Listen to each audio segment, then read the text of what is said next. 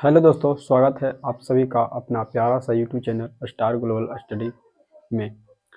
आज के हम सेशन में बात करने वाले हैं संस्कृत बुक का अध्याय नंबर त्रयोदश अर्थात 13वां चैप्टर, जिनकी नाम है विश्व शांति। इस कहानी को हम लोग हिंदी माध्यम में समझने वाले हैं और इसके ऑब्जेक्टिव अर्थात वस्तुनिष्ठ प्रश्न और सब्जेक्टिव लघु उत्तरीय प्रश्न को अच्छे तरीके से लॉन्ग और शॉर्ट सब समझने वाले हैं। आपका यह सेशन पूरे अध्याय के लिए होगा और इसमें हम बात करने वाले हैं संपूर्ण हिंदी अर्थ की। आपका ये है क्लास 10th की बुक नंबर 1, क्लास 10th। जी हाँ मेरे दोस्त, और जिसका नाम है प्यूसम, और प्यूसम भाग 1 के तहत विश्व शांति 13वां चैप्टर में है। और इनके सेकंड किताब जिसमें लेसनों की संख्या आपको बता देना चाहता है, अगर आप जानते हो तो ठीक हो, 25 है। एक भाग नंबर संस्कृत का भाग नंबर 2 है, परंतु खुशी की बात यह है कि इससे ना तो ऑब्जेक्टिव ज्यादा आते हैं और ना ही सब्जेक्टिव आते हैं। तो मेरा दोस्त, इसको आप यदि नहीं पढ़ते हैं तो भी आपका कोई भी नुकसान नहीं होने वाली है। हाँ, प्रश्न तो आपका छूट जाएगा, लेकिन खुशी की बात यह है कि आपको आधा प्रश्न ही बनाना है। 16 के आधा 8 को ही जवाब देना है। तो यदि इसमें से 2 क्वेश्चन भी टच कर जाता तो आपको इससे टेंशन नहीं लेने की बात है। अब 25 पे मेहनत करने से बच जाएंगे, है ना। यहाँ पे देखिए, अब बात कर लेते कि ऑब्जेक्टिव भी तो आता होगा। जी हाँ मेरे दोस्त, ऑब्जेक्टिव भी इससे पूछे जाते हैं, परंतु आपको घबराने की आवश्यकता नहीं है। हम आपको भी जो भी चैप्टर से क्वेश्चन आते हैं उसको हम आपको भी यहाँ पे एक्सप्लेनेशन कर देंगे, यहाँ पे समझा देंगे हिंदी अर्थ। तो आपको इससे चिंता नहीं लेना है। तो ये था मेरा इंट्रोडक्शन। आप देख सकते हैं, आप इस बुक को यदि पढ़ लिए तो ठीक है, नहीं तो इसमें 25 चैप्टर है, 25 नहीं पढ़ना, इसमें से 5 ही मेन है जिससे क्वेश्चन आते हैं, बाकी 20 है जो सिर्फ सुनना है और बस मजा लेना है। तो मेरा दोस्त, ये 5 है जिसको आपको पढ़ ही लेना है, ताकि आपको एग्जाम में ऑब्जेक्टिव ना छूटे ना सब्जेक्टिव छूटे। तो चलिए हम अपने एक्सप्लेनेशन की ओर बढ़ते हैं। ये देखिए, विश्व शांति के हिंदी अर्थ आज हम समझेंगे, इसके ऑब्जेक्टिव किस तरह से आएंगे और इसमें किस तरह से सब्जेक्टिव आएंगे, इसके सारे हम समझने वाले हैं सारी बातों को। चलिए, सबसे पहले इसमें बताया गया है कि किस तरह विश्व में, है ना, विश्व में किस तरह अशांति का वातावरण फैल चुका है वर्तमान में। और यह दुख की विषय है कि विश्व में क्या है, अशांति है। एक देश दूसरे देश से जलते हैं, एक राज्य दूसरे देश की उन्नति को देख करके उसको सहन नहीं महसूस होता है। इसी प्रकार से कहते हुए एक लिखा गया है विश्व शांति। इसमें विश्व के अशांतियों के बारे में वर्णन किया गया है मेरे दोस्त। तो विश्व शांति के अंतर्गत हम आपको विश्व के पूरे संसार के अशांति के वातावरण को हम समझाएंगे, इसमें चित्रण किया गया है। और आप सभी को इसमें याद क्या रखना है वो भी हम बताएंगे। जो भी इंपोर्टेंट होगा उसी को याद रखना, बाकी फालतू होगा जिसको आपको कोई भी आवश्यकता नहीं पड़ेगी। चलिए मेरा दोस्त, एक्सप्लेनेशन इसके हिंदी अर्थ को हम समझते हैं और किस तरह सब्जेक्टिव पूछेगा ये भी आपको बताएंगे। टेंशन लेने की आवश्यकता आपको नहीं पड़ेगा, ठीक है। चलिए जी, सबसे पहले कहता है वर्तमान। वर्तमान मतलब कि जो अभी समय चल रहा है। वर्तमान कहने का मतलब कि जो भी अभी काल समय चल रहा है उसी को हम क्या कहेंगे, यहाँ पे वर्तमान कहेंगे। तो कह रहा वर्तमान संसार में, संसार मैंने पूरी पृथ्वी की ही बात कर रही है। तो प्राय सभी देशों में उपद्रव और अशांति देखे जाते हैं। कह रहे हैं कि आजकल जो है संसार में, वर्तमान संसार में जहां भी देखा जाए वर्तमान संसार में, तो वहां क्या देखा जाता है, अशांतियां देखी जाती है। तो सभी संसार में क्या भी फैला हुआ है, मुख्य रूप से अशांति। तो यहाँ पे एक प्रश्न उठता है कि दुख की विषय क्या है। तो हम लोगों की दुख की विषय यही है कि अशांति है। अगर कोई भी व्यक्ति शांति है तो उसको दुख हो ही नहीं सकता, अर्थात अशांति से दुख उत्पन्न होता है। तो आप यहाँ पे समझिए। उसके बाद कहता है कि विरले ही कहीं शांतिमय वातावरण है। कह रहा कि ऐसा नहीं है कि पूरे संसार में, ऐसा एकदम नहीं है कि पूरा ही संसार में क्या है, अशांति वातावरण है। कहीं कहीं शांति का भी देखा जाता है। उसको शब्द के यूज करते हैं बिरले। बिरले कहने का मतलब यह है कि ये मत कहिए कि सारा संसार ही है, मतलब कुछ ऐसा भी है जो शांति में भी है, तो उसको बिरले शब्द यूज किया है, ठीक ना। कि ऐसा नहीं कि सभी जगह शांति नहीं है, कहीं कहीं है, परंतु संसार के प्राय मतलब कहने का मतलब समझ आया ना, सभी जगह है ना, कहीं कहीं अपवाद को छोड़ करके, अपवाद कहीं कहीं होता है, सभी जगह ऐसा नहीं है, कहीं ना कहीं तो शांति है ही। तो अपवाद को छोड़कर प्राय सभी जगह क्या देखे जाते हैं वर्तमान समय में, अशांतियां। तो मेरा दोस्त आगे बढ़ते, आपको समझ में आ रहा होगा, ठीक है ना। उसके बाद कहता है कहीं अनेक राज्यों के आपस में शीत युद्ध चल रहा है, समझिएगा। कहता है कहीं राज्य की भी, अब यहाँ पे जो अशांतियां हैं वो देख रहे होंगे, अशांति जो है नीच लेवल से लेकर के उच्च लेवल तक है ना, यथात गांव से लेकर के देश लेवल तक सभी में क्या है, अशांतियां है ना। गांव में भी हम लोग हैं, देखते हैं कि एक जो फैमिली होता है, फैमिली में भी होता है यहाँ पे, तो यहाँ पे परिवार से लेकर के पूरा देश लेवल तक अशांतियां हैं। ऐसा नहीं कि सिर्फ देश में ही, राज में अशांतियां, ऐसा नहीं है, सभी जगह है, सभी जगह एक दूसरे से जलते हैं, है ना। उसी तरह से सभी जगह के बारे में बताया गया है कि ऐसा नहीं कि सिर्फ एक राज्य दूसरे राज्य से जल रहा है, एक देश दूसरे देश से जल रहा है, गांव में भी ये सब देखने को मिलता है। तो यही यहाँ पे समझाने के प्रयास किया जाता है कि कहीं देश के आंतरिक समस्याओं से लेकर कला है। आंतरिक कहने का मतलब है कि आंतरिक मतलब देश के अंदर वाला जो भी प्रक्रिया है अशांति, उसको हम क्या बोलेंगे, आंतरिक बोलेंगे, आंतरिक, ठीक है। आंतरिक कहने का मतलब यही है मेरे दोस्त कि देश के जो अंदर जो वहां पे अशांति है उसको बोलेंगे आंतरिक से है, क्या है, कलह उत्पन्न हो रहा है, लड़ाई झगड़ा हो रहा है। देश के आंतरिक भी होता है, आंतरिक जैसे कि कोई भी प्रकार का सरकार से मांगे हो तो उसके क्रम में कलह उत्पन्न हो जाता है ना, सरकार कोई ऐसा नियम लागू कर दिया हो जो जनता को पसंद नहीं, उसमें कलह उत्पन्न होता है, तो ये हो गया हमारा आंतरिक, आपको समझ में आ गया होगा। उसी तरह से कहता है कि जिससे शत्रु में दुश्मन है ना, जिससे शत्रु राज्य अशांति होकर के कला बढ़ाते हैं, और शत्रु जो होता है, जो दुश्मन होते हैं, वो क्या कहते हैं, इस कला को बढ़ावा देने में लगे जाते हैं, जब भी उसको मौका मिले, है ना, मौका मिलता है तो बता देता है ऐसे। तो उसी प्रकार से आगे है कि देखिए कहीं अनेक राज्यों में आपस में शीत युद्ध चल रहा है।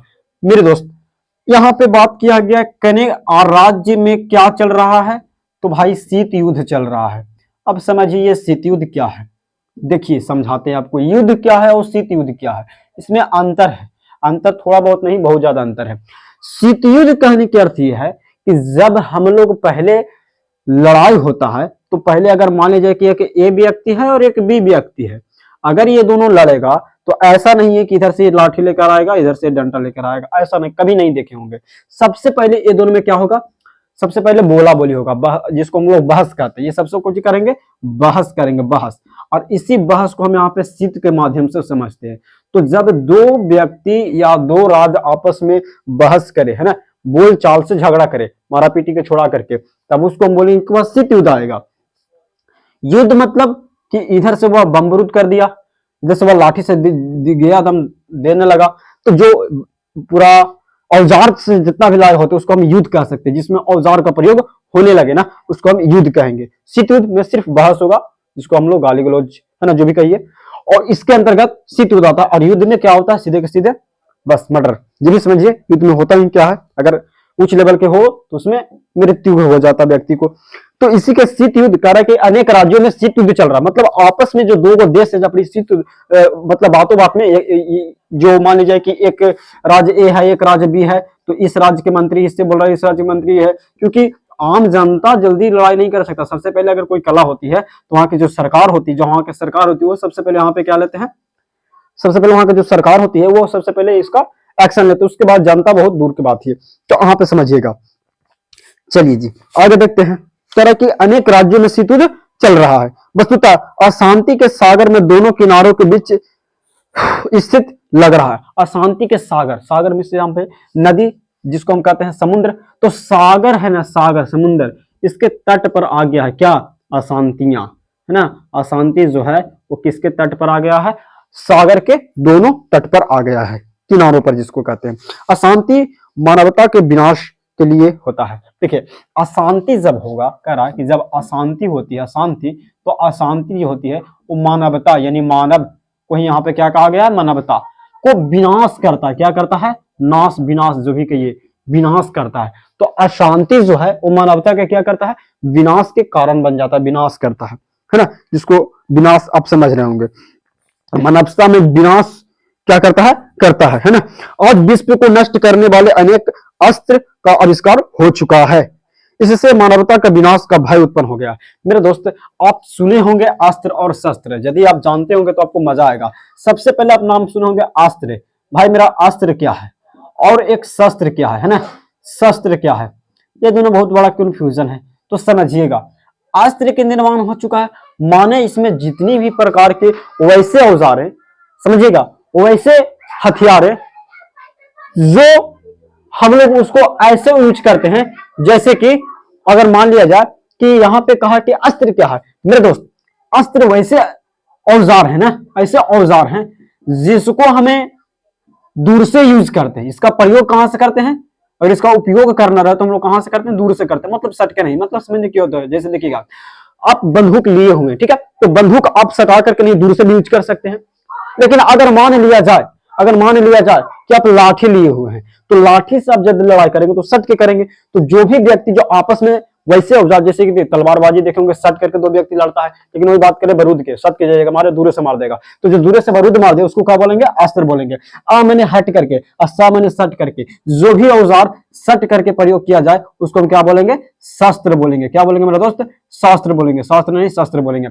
और इस शस्त्र के निर्माण से क्या होता है, एक अस्त्र होता है, एक शस्त्र होता है। लेकिन शस्त्र का तो निर्माण हम लोग को लाठी पहना, बंदूक जो आ गया, सबसे पहले देखिएगा, लाठी पहना तो चल सकता है, लेकिन बंदूक जो आएगा वो अस्त्र के रूप में आएगा, है ना। गोला बारूद परमाणु बम जो भी है, जो ऐसा औजार जो दूर से ही प्रयोग किया जाता है उसको हम क्या कहेंगे, अस्त्र कहेंगे। तो कह रहा है कि इतना सारा अस्त्र का निर्माण हो चुका है कि मानव के विनाश के लिए भय लग रहा है, डर लग रहा है ना। अब इतना ज्यादा औजार है कि जिससे अगर कि विस्फोट होने लगे तो मानवता क्या हो सकती है, नष्ट हो सकती है। और इनसे क्या बन चुका है, तो ये अस्त्र के निर्माण होने से मानव के लिए भय बन चुका है।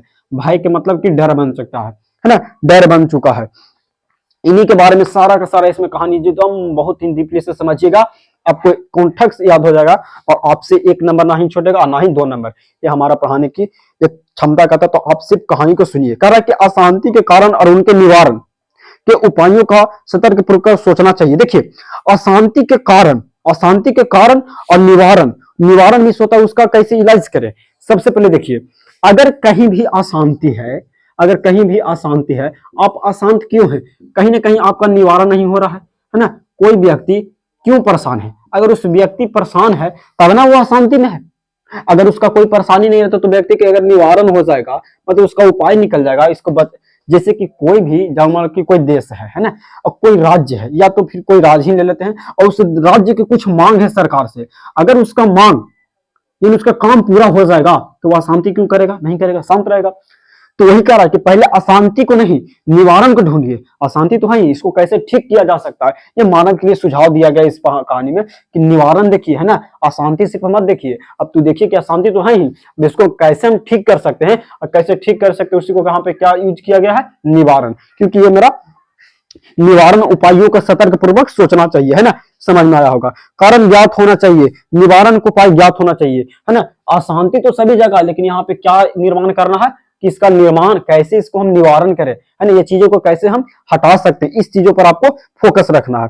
देखिए, कहता है कि ऐसी नीति है ना। वस्तुतः द्वेष मिस कला जिसको कह सकते हैं, एक दूसरे से जलने की प्रक्रिया द्वेष कह सकता है, जिसको ईर्ष्या कहते हैं, है ना। ईर्ष्या जलन जिसको कह सकते हैं। दूसरों को उन्नति न सहन करने अशांति के 2 कारण है ना।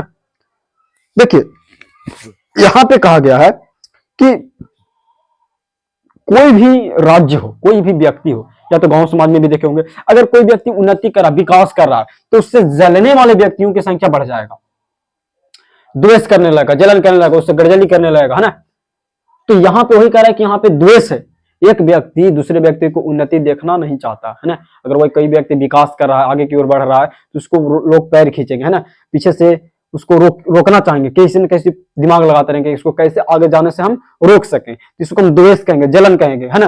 रोकने की जो क्षमता कर रहा है, प्रयास कर रहा है ना। तो कह रहा द्वेष के 2 कारण है ना। एक यहाँ पे कह रहा है कि कलह जो है ना, अशांति जो है ना, अशांति वो कलह से उत्पन्न होता है। कलह जितना करेगा शांति होगा। तो अशांति के 2 कारण है। एक कहता है कि एक देश दूसरे देश की उन्नति को देखने से जानना। देखिए, यहाँ पे यही बात किया गया कि एक देश दूसरे देश को नहीं देख सकता, एक राज्य दूसरे राज्य को नहीं देख सकता, एक घर वाला दूसरा घर वाला को नहीं देख सकता। माने उच्च लेवल से लेकर के निम्न लेवल तक है ना। देश से लेकर के गांव तक ये प्रक्रिया चलते जा रहा है, अशांति और द्वेष वाला, है ना। तो कह रहा है कि द्वेष ही असहिष्णुता का जन्म देता है। तो कहेगा कि बताइए द्वेष, द्वेष जो है ना, जिसको जलन कहते हैं, इसको किसको जन्म देता है? तो असहिष्णुता के, असहिष्णुता का जन्म देता है। कौन? द्वेष जो होता है वो असहिष्णुता का जन्म देता है ना। तो पूछेगा कि असहिष्णुता, द्वेष जो है किसका जन्म देता है? असहिष्णुता का जन्म देता है। तो यहाँ पे कहा गया है कि द्वेष यहाँ पे एक प्रकार के जलन है। ये कहता है कि ये दो द्वेष आपस में बैर उत्पन्न करते हैं। बैर मीन्स लड़ाई झगड़ा। जो देखो द्वेष जो है ना आपस में बैर करता है, लड़ाई झगड़ा को उत्पन्न करता है ना।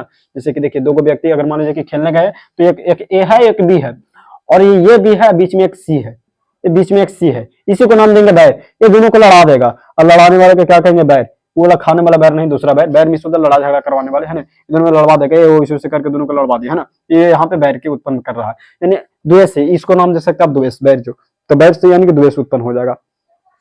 तो कहता है कि बैर, तो यहाँ पे बैर उत्पन्न करते हैं। आगे देखिए, कहता है कि स्वार्थ बैर का अभिवृद्धि करता है। स्वार्थ, स्वार्थ के नाम सुने होंगे है ना। कहते हैं कि आप जो काम कर रहे हैं वो खुद के स्वार्थ के लिए कर रहे हैं। स्वार्थ ऐसा चीज है जो व्यक्ति को कभी भी नहीं करना चाहिए है ना। स्वार्थ जो है वो एकदम नहीं करनी चाहिए व्यक्तियों का।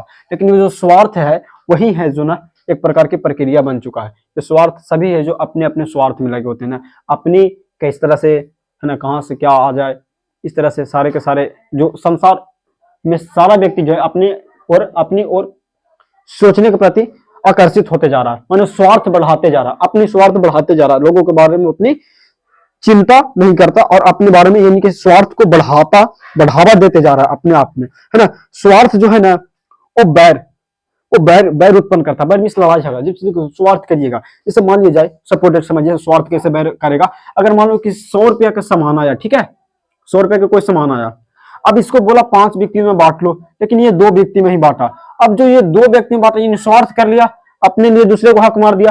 अब जो स्वार्थ किया, अब ये 3 व्यक्ति से लड़ जाएगा कि नहीं, बैर कर लेगा कि नहीं, लड़ा झगड़ा कर लेगा कि नहीं, इसी को कह रहा स्वार्थ मेरे दोस्त। तो यहाँ पे यही हो रहा, अगर कोई भी फंड आ जाए है ना, कुछ भी आ जाए जो लोगों में बांटने के लिए हो, वो दूसरे लोग अपनी स्वार्थ के लिए उसको क्या कर लेंगे, शोषण कर लेंगे, स्वार्थ अपनी ओर रख लेंगे, और बाकी व्यक्ति क्या हो जाएगा, आपस में बैर उत्पन्न करवा देगा। तो स्वार्थ जो है वो बैर क्या करता है, बैर का वृद्धि करता, बढ़ावा देता है ना, बढ़ावा देता है मेरा दोस्त, मतलब बढ़ाता है।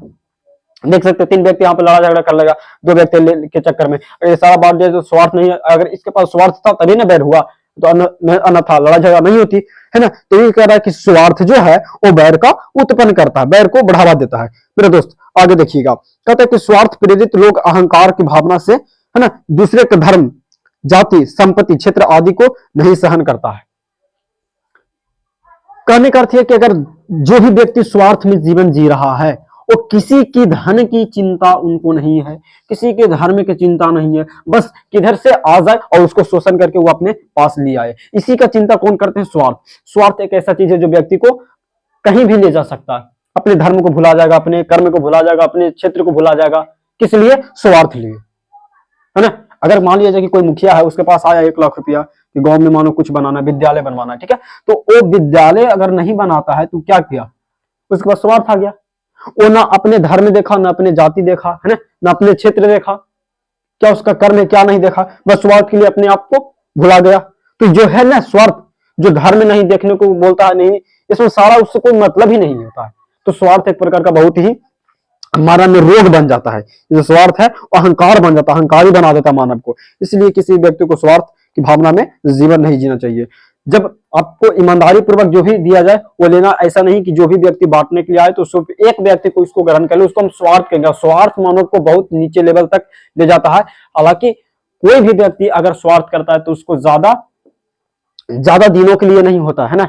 अगर किसी भी व्यक्ति को कोई हक ले लेता है ना, जैसे मान लीजिए कि 100 रुपया का सामान है भाई, 100 रुपया इसमें कोई काम किया, 100 रुपया मिला, इस व्यक्ति को 5 में बांटना था, आप 3 में बांटेगा तो क्या होगा, उस व्यक्ति के लिए कहीं ना कहीं आप हानिकारक बन चुके है ना। तो यही पे इस स्वार्थ का अर्थ यही होता है, ज्यादा नहीं समझना है ना। इसके बाद आप समझिएगा, अपनी ही उन्नति, अपनी तरह उन्नति चाहता है, अपने उन्नति नहीं सोता, विकास समझिए। राजनीतिक इसके विशेष रूप से प्रेरक है।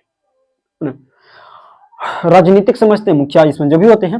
राजनीतिक यहाँ पे बात किया, तो राजनीतिक की बात इसलिए किया है क्योंकि देखिए राजनीतिक में सबसे ज्यादा ये सब होता है। स्वार्थ वाला प्रक्रिया सबसे ज्यादा किसमें है, यहाँ पे मिलने का आपको देखने के लिए राजनीतिक में सबसे ज्यादा मिलेगा है ना। वो अपने उन्नति चाहता है, सबसे ज्यादा किसका चाहेगा, कि एक बार मुखिया बन गया, एक बार विधायक बन गया तो अपने और जितना चाहेगा बना लेगा, अपने स्वार्थ को पहले पूर्ण कर लेगा, है ना। क्या पता अगला बार जीतेंगे नहीं जीतेंगे, तो अपनी स्वार्थ के लिए काम करते हैं। कौन सबसे ज्यादा? राजनीतिक में। तो राजनीतिक में सबसे ज्यादा स्वार्थ के काम करेगा, सबसे ज्यादा स्वार्थी कौन होते हैं? तो राजनीतिक के करने वाला अपनी उन्नति चाहता है, सबसे पहले अपना उन्नति चाहेगा, उसके बाद गांव समाज जनता जो भी हो, है ना। सबसे पहले जीतने के बाद अपना घर भर लेता, उसके बाद ही अगला व्यक्ति के बारे में सोचता, अगले व्यक्ति के बारे में कुछ बनाने के प्रयास करता है। तो ये राजनीतिक के ये उन्नति चाहता है, अपनी ही उन्नति चाहता है। सामान्य लोग वैसे नहीं विश्वास करते हुए बल से प्रेरित जाता है, स्वार्थ की बातों को बलपूर्वक दूर करना चाहिए। कह रहा है कि स्वार्थ को है उनको बल देकर के, ध्यान देकर के उसको दूर करना चाहिए, इससे कोई मतलब ही नहीं रहना चाहिए।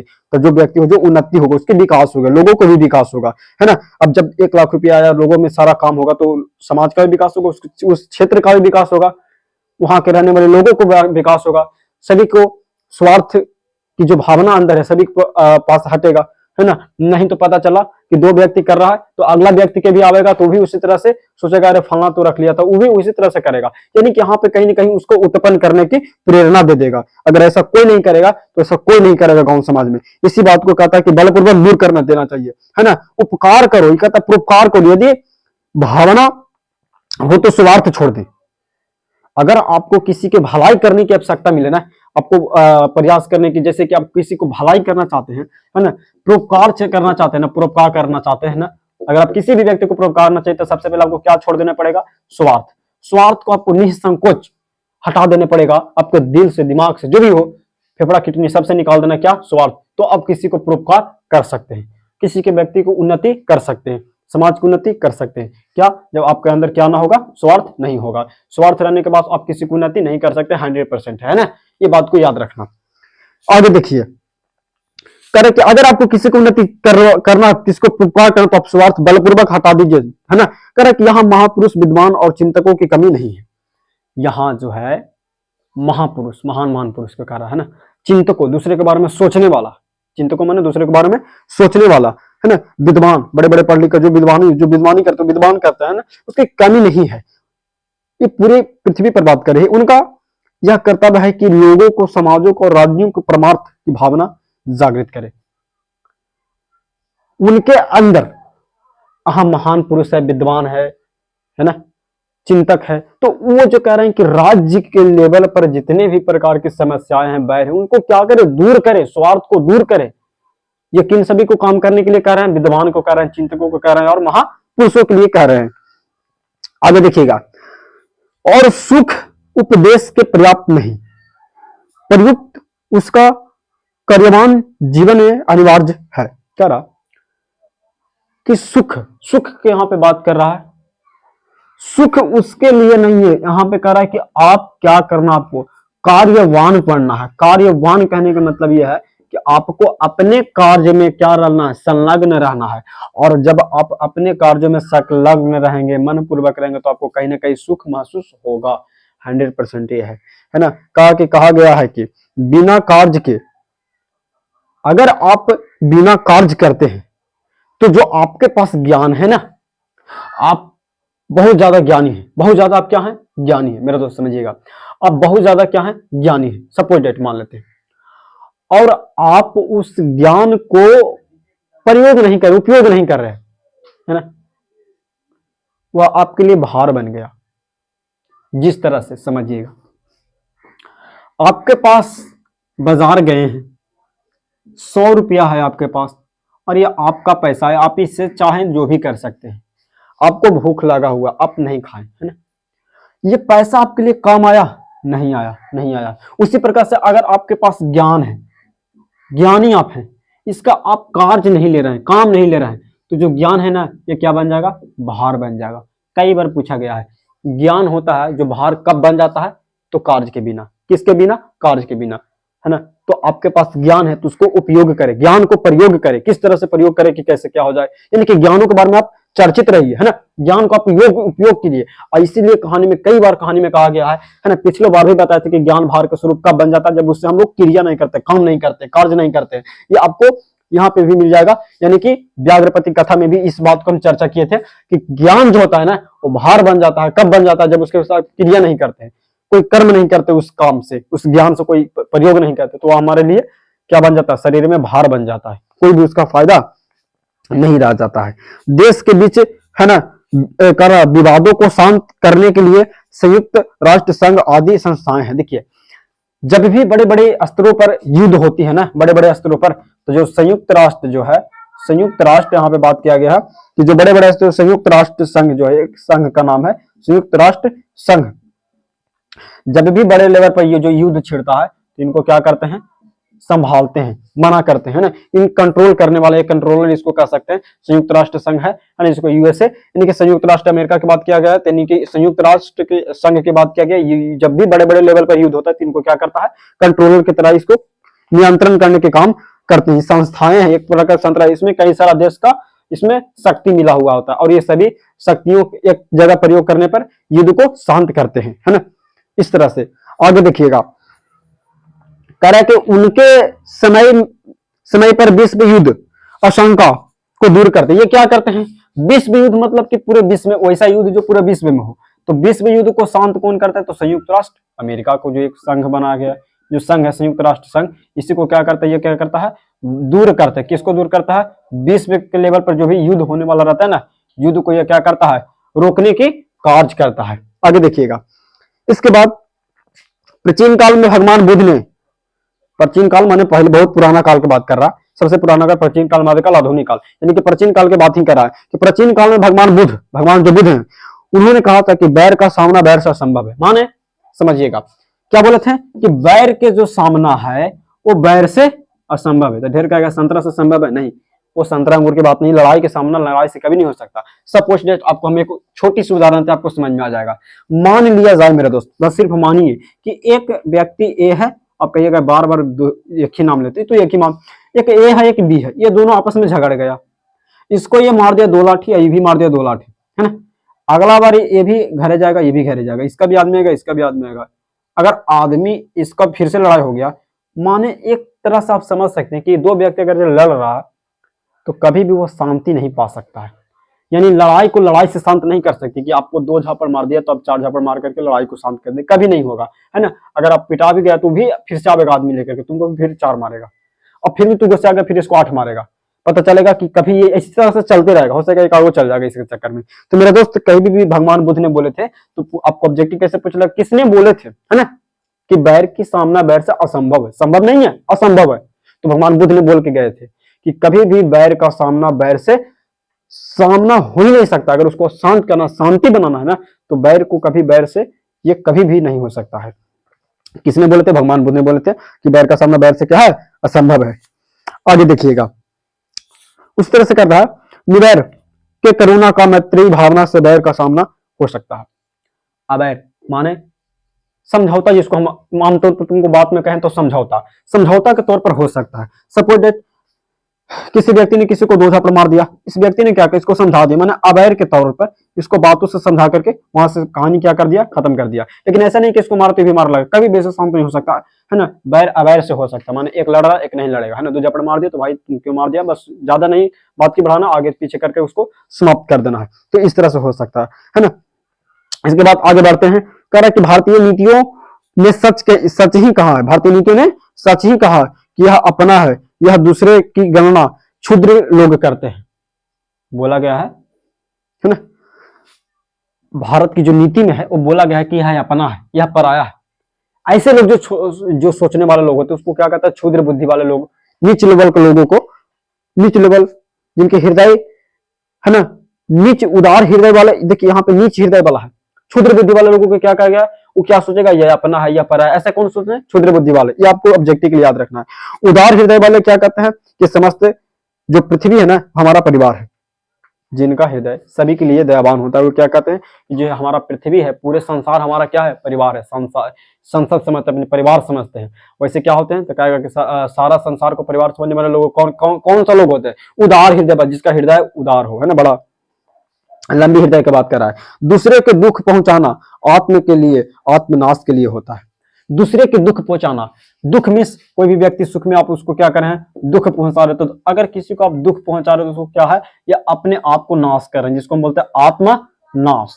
आत्मनाश के लिए क्या है, दूसरों को दुख पहुंचाना। क्या है आपके लिए, वह आत्मनाश बन जाएगा। तो दूसरे को दुख पहुंचाना अर्थात आत्मनाश की बात कर रहा है मेरे दोस्त, है ना। आगे देखिएगा, आज भी, है ना, जो आज भी कह रहा है कि आज भी दूसरे देश के संकट के समय में एक देश सहायता राशि सामने भेजते हैं जो विश्व में दिशा सूर्योदय के समान होता है। तो कहता है कि देखिएगा, ऑब्जेक्टिव जितनी कहानी बताई मेरे दोस्त यही था, इसी कहानी से आपको ऑब्जेक्टिव बन जाएगा।